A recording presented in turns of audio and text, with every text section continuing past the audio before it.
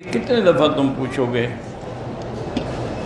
میں نے بتا دیا ہے کہ جب آپ نے 2 مجلسوں میں اپنی بیوی کو 2 طلاقیں دی تو کل گویا 4 ہو گئی، تو لہٰذا 3 تو پکی ہو گئی، 1 ویسے ضائع گئی، کیونکہ یہی فتویٰ صحابہ کا ہے، یہی فتویٰ ائمہ کا ہے، مجتہدین کا ہے کہ 3 طلاقیں واقع ہو گئی۔ اب اگر بعض علماء اہل حدیث اس کو 1 کہتے ہیں تو تم جانو وہ جانے، ان سے فتویٰ لو، تمہارا کام ہے۔ حنفی مسلک میں اس کی کوئی گنجائش نہیں۔ تمام ائمہ 4 حنفی، شافعی، مالکی، حنبلی سب کا اتفاق ہے کہ 3 ہوتی ہیں اور 1۔ اب تمہاری مرضی ہے، روز 1 چٹ پھر بھیج دیتے ہو، پھر بھیج دیتے ہو، کیا کوئی مسئلہ بدل جائے گا؟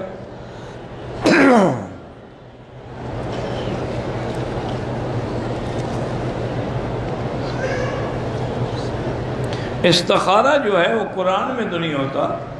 استخارے کی اللہ کے بندے میں نے سمجھایا ہے کہ چھوٹی نماز کی جو دعائیں ہیں نا، ایسے دعائیں استخارہ بھی چھپی ہوئی موجود ہے، وہ جا کے آپ لے لیں، اس میں طریقہ بھی لکھا ہے، دعا بھی ہے، یاد نہیں ہوتی اس کو دیکھ کے پڑھتے رہیں۔ استخارہ جس کا کام وہ خود کرے، یہ نہیں کام تمہارا استخارہ بیوی کرے۔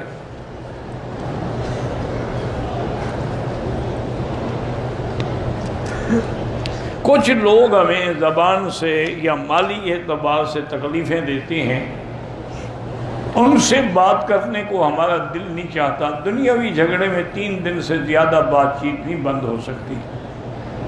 آپ سلام کر لیا کریں، باقی اللہ ان کو ان کے اعمال کی سزا دیں گے۔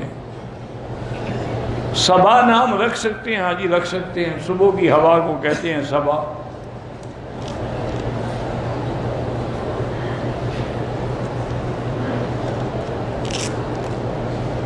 میرا بھائی کوئی غم کی بات سنے تو شدید درد ہو جاتا ہے، زمین پہ گر جاتا ہے، ڈاکٹر کہتے ہیں کہ اس کی ایکس رے وغیرہ ٹھیک ہے، تو اب میرا بھائی وہی وظیفہ پڑھیں، لیس لہا من دون اللہ کاشفہ، جس بیماری کا کوئی علم نہ ہونا اس کے لیے وہی وظیفہ ہے۔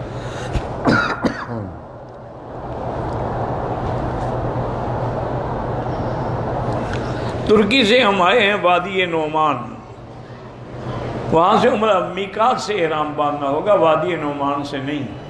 آپ کے قریب ہی وہاں الجحفہ میقات ہے یا الطائف میقات ہے، وہاں سے احرام باندھنا۔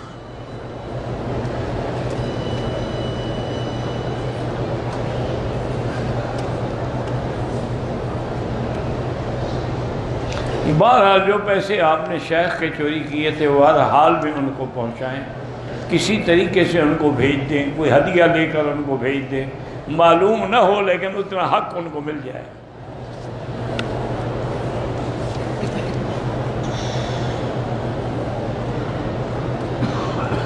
کہتے ہیں کہ ہمارے چنی گوٹھ میں شادی کی پہلی رات دولہا دلہن کو ملنے نہیں دیتے، وہ کہتے ہیں آج پریاں آئی ہوئی ہیں ملنے کے لیے۔ وہ پریاں کس کو ملتی ہیں، دولہے کو یا دلہن کو؟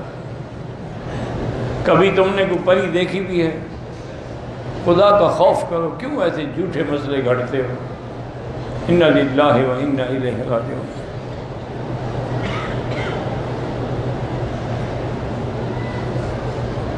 یوسف علیہ السلام پر جو فلم بنی ہے، ایسی فلم دیکھنا ناجائز ہے جو انبیاء یا صحابہ پر بنائی جائے۔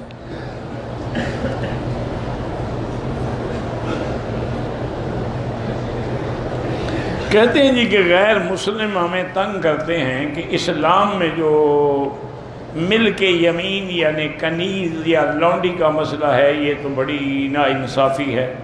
یہ ناانصافی نہیں، سب سے بڑا انصاف ہے، لیکن شرط یہ ہے کہ تم انصاف کی نظر سے دیکھو۔ مثلا لونڈی وہ ہی نہیں ہوتی جو خرید لو بازار سے، لونڈی وہ ہے جو ہم نے جنگ کی، مسلمانوں کو اللہ نے فتح دی، ان کا جو مال ہے وہ مال غنیمت ہے، ان کی جو لڑکیاں ہیں وہ لونڈیاں ہیں، کنیزیں ہیں، اب وہ صرف مجاہدین میں تقسیم ہوں گی۔ اب آپ مجھے بتائیں کہ چلو فرض محال ان کو تقسیم نہ کیا جائے تو کیا کریں؟ قتل کر دیں؟ دشمن کی بھی بیٹیاں ہیں نا، تو نجائز عورت کو قتل کریں، یہ پھر آپ کہیں گے دیکھو جی مسلمان کتنا ظلم کر رہے ہیں، لڑے تو مرد تھے، ان نے عورتوں کو بھی مار ڈالا۔ اچھا ان کو قتل نہ کریں، ان کو کہیں گے جی جاؤ، کہاں جائیں؟ ماں باپ تو ان کے مر گئے، وہ جا کے نعوذ باللہ پیشہ کراتی رہے، ان کو گناہوں کے لیے ہم چھوڑ دیں۔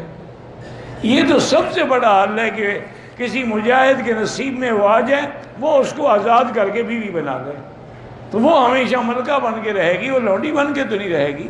حضور کی بیوی صفیہ جو ہے وہ بھی تو جنگ خیبر کے موقع پر جنگ میں آئی تھی، حضور نے بیوی بنا لیا تو امہات المومنین میں شامل ہو گئی۔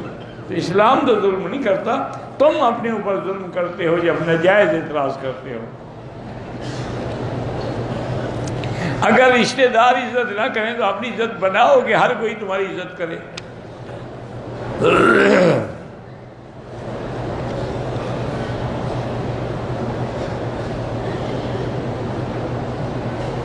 میرے پاس زکوٰۃ کی رقم ہوتی ہے جو دینی ہوتی ہے، کچھ ایکسٹرا گھر کا سامان، تو کیا میں وہ سامان زکوٰۃ کے توڑے پہ دے کر اتنی رقم، ہاں اس کی قیمت کر لو سامان کی اور اتنی رقم دے دو، سامان رکھ لو۔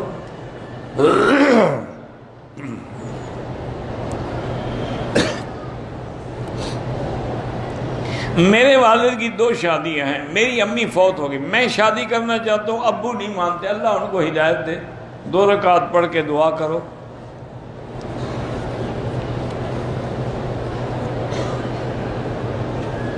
میں کام پہ آیا ہوں اقامہ لے کر مکے میں نے عمرہ نہیں کہ کام پہ آئے ہو تو جو دم کی گنجائش ہے، لیکن بہتر یہ ہے کہ طائف سے عمرہ کر لو۔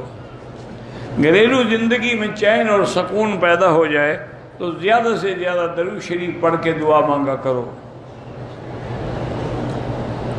عورت کو جنابت کا غسل کرنے سے پہلے اگر ماہواری آ جائے، بہرحال غسل تو کرے گی نا صفائی کا، پاک نہیں ہوگی، پاک تب ہوگی جب حیض کا غسل کرے گی۔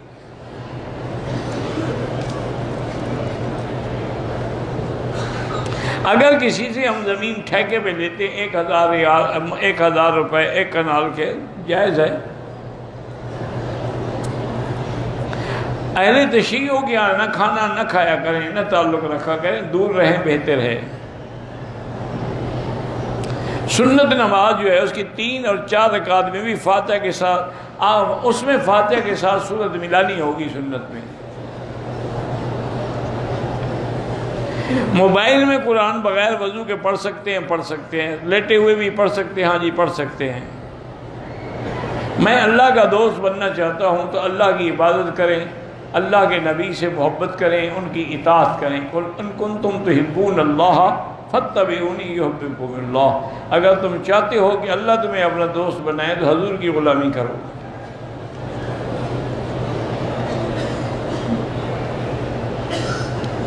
مجھے غصہ بہت آتا ہے تو اس کے لیے لا حول پڑھا کریں، اور کسی ڈاکٹر کو مل کے اپنے بلڈ پریشر کو بھی چیک کرائیں، کیونکہ آدمی کا بلڈ پریشر جب زیادہ ہوتا ہے تو گالیاں دیتا ہے۔